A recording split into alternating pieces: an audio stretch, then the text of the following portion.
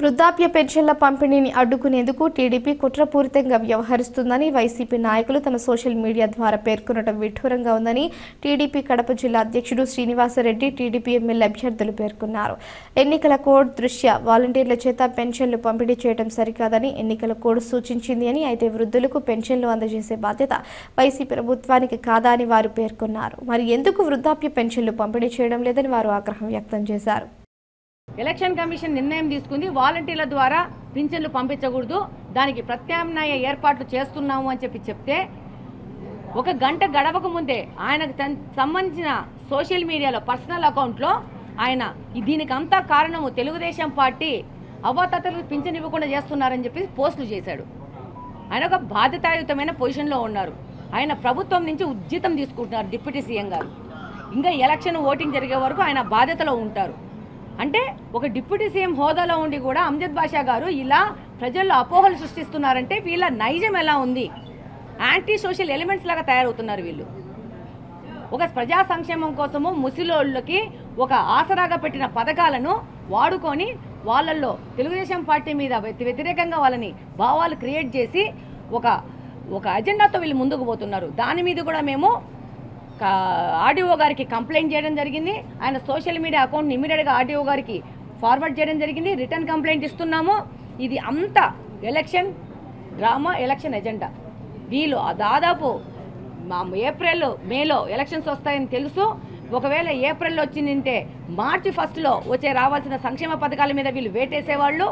ఇప్పుడు మేలో వస్తున్నాయి కాబట్టి ఒక నెల ముందు వచ్చే సంక్షేమ పథకాల మీద వీళ్ళు వేటేస్తున్నారు. దాదాపు 200 ఫ్లాష్ బోర్డ్స్ మీద నేను పర్మిషన్ తీసుకుని వేసుకుంటే వాళ్ళవి 4 రోజుల ముందు వేసుకున్నా కూడా మేము ఎక్కడ తెలుగుదేశం పార్టీకి సంబంధించిన వాళ్ళు ఎవరు వాళ్ళ ఫ్లాష్ బోర్డ్స్ని టచ్ చేయడం కానీ కొయ్యడం కానీ ఏది చేయాల.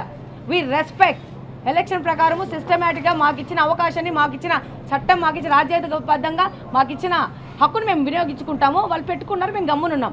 ఈరోజు మా బోర్డు కనపడంగానే అల్మాస్పేట్ సర్కిల్లో మావన్నీ కట్టిపెట్టి కోసేసినారు. నేను మీడియా సందర్భం కూడా చెప్తున్నాను, ఇది మీరు దీన్ని తీసుకుపోండి. దీనికి సంబంధించిన సీసీ కెమెరా ఫుటేజ్ కూడా తీసుకుంటాం. మేము డెఫినెట్గా ఎవరు చేస్తారో వాళ్ళ మీద క్రిమినల్ చర్యలు మాత్రం మేము తీసుకుంటాం. ఈరోజు కోడ్ వచ్చింది కాబట్టి నాకు కూడా ఒక హక్కు ఉంది. ఈరోజు జగన్మోహన్ రెడ్డి రాజ్యాంగం ఇక్కడ నడవదు. ఎలక్షన్ కమిషన్ రాజ్యాంగం మాత్రమే నడుస్తుంది. డిప్యూటీ సీఎం గారి రాజ్యాంగం నడవదు. ఎలక్షన్ కమిషన్ రాజ్యాంగమే నడుస్తుంది. దీనికి సంబంధించిన వీడియోలు తీసి డెఫినెట్గా మేము క్రిమినల్ కేసు పెడతాము. నేను కూడా ఈ సందర్భంగా చెప్తున్నాను, అమ్జద్ బాషా గారు ఆదేశించినారు, అమ్జద్ బాషా గారు షాడో గారు ఆదేశించినారని చెప్పేసి మాకు సంబంధించిన రాజ్యాంగం మాకు ఇచ్చిన హక్కులను మీరు వచ్చి కాలరాచాలనుకుంటే మిమ్మల్ని క్రిమినల్ కేసులు పెట్టి మిమ్మల్ని లోపల పెట్టే వరకు మేము పోరాడతాము. ఈరోజు తెలుగుదేశం పార్టీకి వృద్ధాప్య పెన్షన్ అనేది ఒక పేటెంట్ రైట్.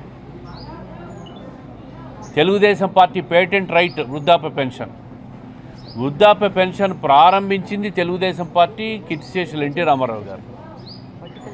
దాన్ని వాళ్ళు అరాకొరా పెంచితే చంద్రబాబు నాయుడు గారు 200 నుంచి 2000 రూపాయలు పెంచినాడు. 2019లో ఎన్నికల్లో అధికారంలోకి వస్తే 3000 చేస్తామని చెప్పి కూడా హామీ ఇవ్వడం జరిగింది. ఇదే జగన్మోహన్ రెడ్డి గారు 3000 ఇస్తామని కూడా హామీ ఇచ్చినాడు. ఆ హామీని నిలబెట్టుకున్నాడా అని చెప్పి నేను అడుగుతూ ఉంటా. సంవత్సరానికి 250 రూపాయలు పెంచినాడు. ఈరోజు 5 సంవత్సరాల తర్వాత 3000 అయింది. అంటే నెలకు 1000 రూపాయలు పెంచావే, ఈ 5 సంవత్సరాల్లో 1000 రూపాయలు పెంచావే. నెల కరెంటు బిల్లు 1000 రూపాయల పైన దండుకుంటాడు ఒక కరెంటు బిల్లులోనే. ఎవరిని సంతృప్తి పరుస్తా అంటారు మీరు? పేదల సంక్షేమానికి మీరు ఎక్కడ కట్టుబడి ఉన్నారు? ప్రతిరోజు 5 సంవత్సరాలుగా కూడా అబద్ధాలు చెప్పడం, ప్రజలను మభ్యపెట్టడం. ఈరోజు ఎన్నికల కోడ్ వచ్చింది.